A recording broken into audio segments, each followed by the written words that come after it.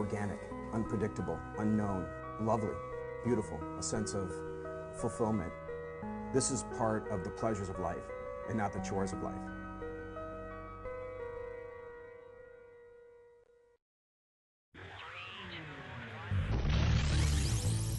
Coming up on Daily Iowan TV.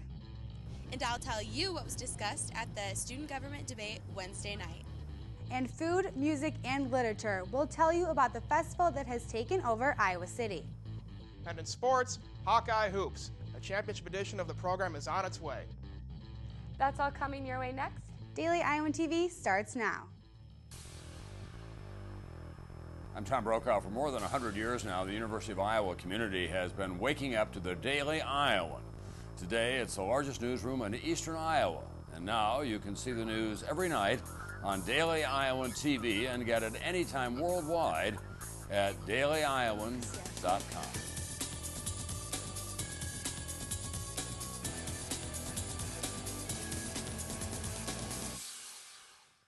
Thanks for tuning into Thursday's edition of Daily Iowan TV. I'm Alyssa Bergamini. And I'm Kelsey Clemmie. Campaign season for the University of Iowa student government is in full swing. That's right, Kelsey. And the first presidential debate was Wednesday night, and the candidates touched on several topics, including student safety and a proposed bike library program. Daily Iowan TV's Logan Edwards was at the debate and tells us more. The 2013 University of Iowa student government elections are well underway, and both parties are campaigning hard for students' votes.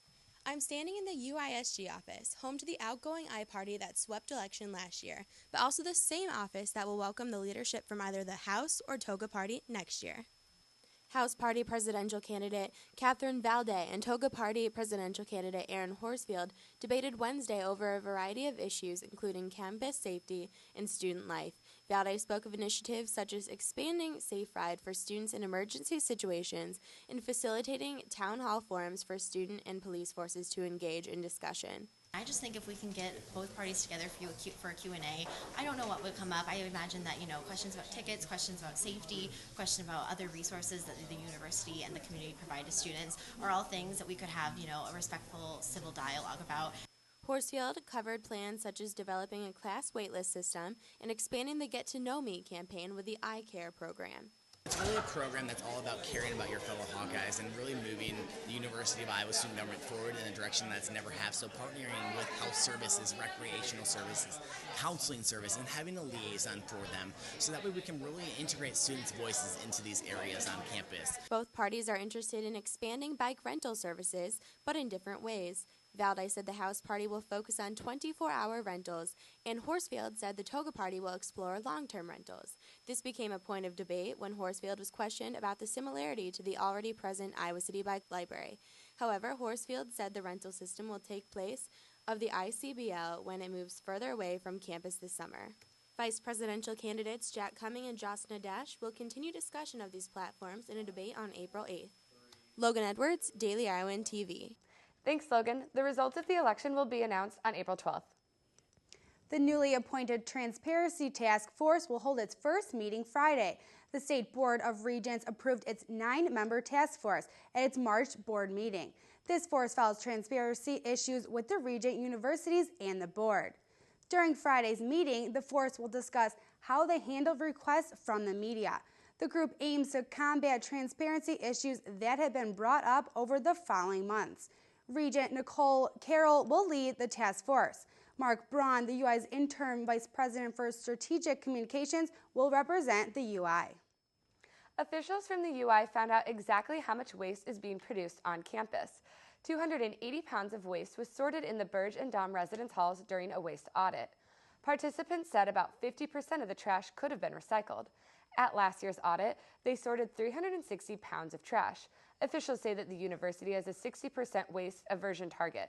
This means they are working towards converting 60% of the waste produced into recycling.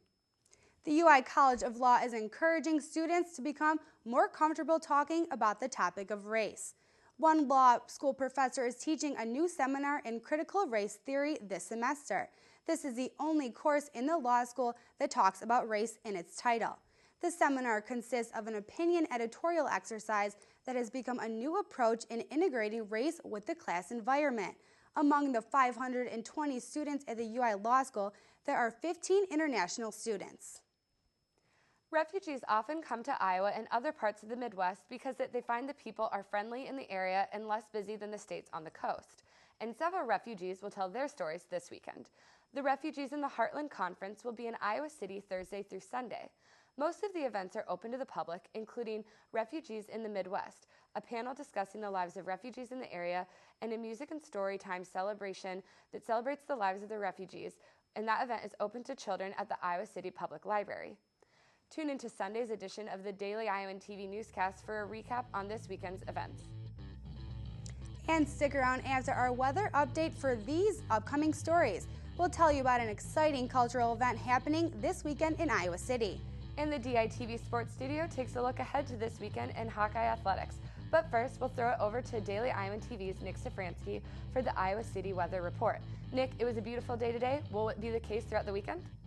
Well, it depends on how you define beautiful. The temperature will definitely be up there. It's just whether or not it rains. Now, Friday morning is going to start out a bit chilly with partly cloudy skies, but into the afternoon it will start to warm up. Temperatures will be around 55 degrees before it goes back down to 45 in the evening. I'll step aside here as we take a look at the extended forecast. Saturday temps are supposed to jump up to 64. However, there is a chance for thunderstorms. On Sunday, we'll see a high of 57. Monday will be another warm day with a high of 64, but watch out for those thunderstorms on Tuesday as the temperatures begin to cool off once again. That's all I've got. I'm going to go out and enjoy this weather. Back to you guys. Thanks, Nick. Many students and Iowa City residents have been looking forward to Mission Creek for a while now, and it's here. The festival began on April 2nd and runs through April 7th. Tickets and passes can be picked up at the Englert Theater on Washington Street in Iowa City. Festival co-founder Andre Perry said that Mission Creek Festival is unique because of its ability to bring different mediums together at one event. The festival includes music, food, speakers, and other events. You've got music, you've got film, you've got literature, you've got food culture. It's all these different things happening in one kind of just rush of a week. Upcoming shows include American Dust, Exit Music, and Diplomats of Solid Sound. Tickets go for as low as $10 for a single show and can be bought at missionfreak.com. And in world news, throughout the nation, stores are having a hard time trying to keep ammunition for guns on their shelves. In Albany, New York, sales clerks say that customers were now arriving as early as 9 a.m. to buy the type of bullets that they want. After a mass shooting in Newtown, Connecticut, President Obama launched campaigns for states to tighten their gun control laws. Since then, the demand for ammunition has been high. Officials say that 100 million gun owners in the country are buying about 10 billion rounds of ammunition every year. Famous movie critic Robert Ebert died Thursday afternoon at the age of 70. Ebert was known for reviewing films and giving them his influential thumbs up or thumbs down. He admitted in his 2011 biography that he was more than just a critic. Ebert described himself as, quote, beneath everything else, a fan, end quote. Many have said that they will miss the upbeat and chatty personality. And for an in-depth look at the Hawkeyes' trip to the New York City for the NIT tournament, let's go to Daily Iowan TV Sports' Ben Ross for the details of that historic Iowa victory on Tuesday. Hello and welcome back to a championship edition of the program here in the Daily Iowan TV Sports Studio. A hoops-heavy show on tap for you on this game day Thursday, but we did manage to sneak a little pigskin in our gridiron for our gridiron fanatics. An exclusive interview with Hawks playmaker and rising star Jordan Cotton on the way.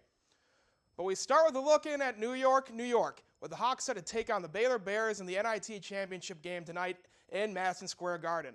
A couple of big-time players on center stage in the Big Apple for this one, including Baylor point guard Pierre Jackson, averaging just under 20 points and 7 assists for the Baylor Bears on the year, something Iowa head coach Fran McCaffrey is well aware of.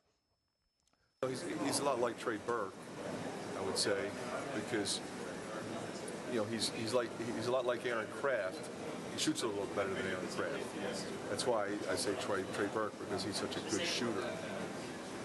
I think he's Appling, similar to Appling, but I think he's a better passer.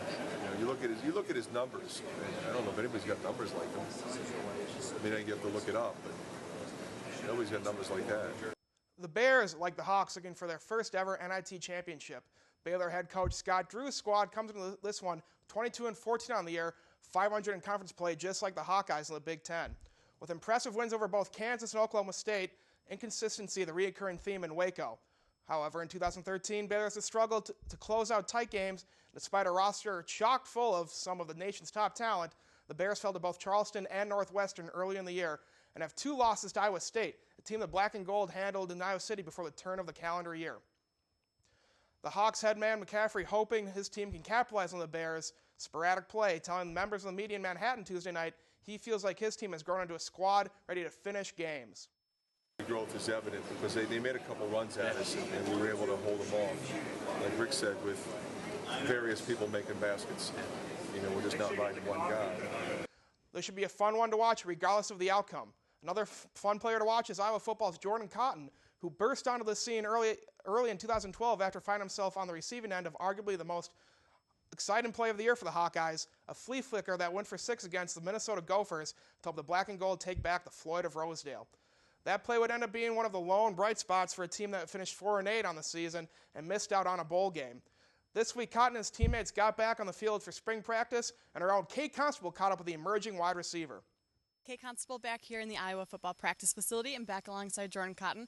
Now, Jordan, you guys have had about 4 practices thus far in the spring season. How have things been going? I think they've been going well. You know, we still got a lot of time before our first game, so, you know, we just got to take every practice like it's a game and just keep working harder.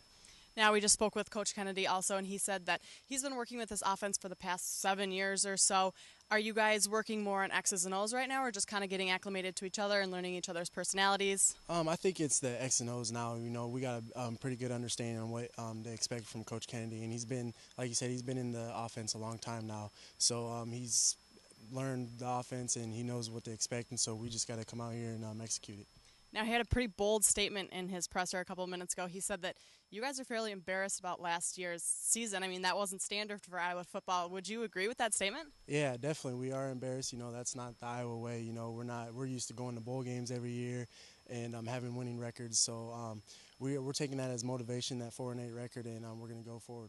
Now, at his former position in Texas, he said he did a lot of developing players and kind of molding them, and that's what he wants to do with you guys. What do you feel needs the most development in the wide receivers game? Just us being consistent. You know, we showed games where we can catch the ball and run good routes and stuff. And then there's other games where we were falling down on routes. So it's just that being consistent and just competing to be the best. Okay. Well, thank you for Jordan Cotton. I'm Kate Constable. Back to you in the studio. And finally, a few quick notes to get you caught up on before we let you go. The softball, baseball, and tennis teams all in action in Iowa City over the weekend. The track and field, rowing, and gymnastics teams all in action around the country as well, with the Gym Hawks competing in both the Big Ten and NCAA championships.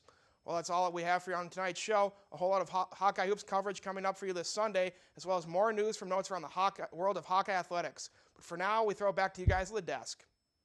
Thanks, Ben. We're all rooting for the Hawkeyes in the championship game. Finally, only with Daily Iowan TV do you get an exclusive look to Friday's pages of the Daily Iowan. Read more about the Transparency Task Force first meeting Friday. And find out why a local teen wants to change the name of Columbus Day. Well, that's your latest edition of Daily Iowan TV. Check us out anytime online at dailyiowan.com. Thanks for watching and have a great weekend.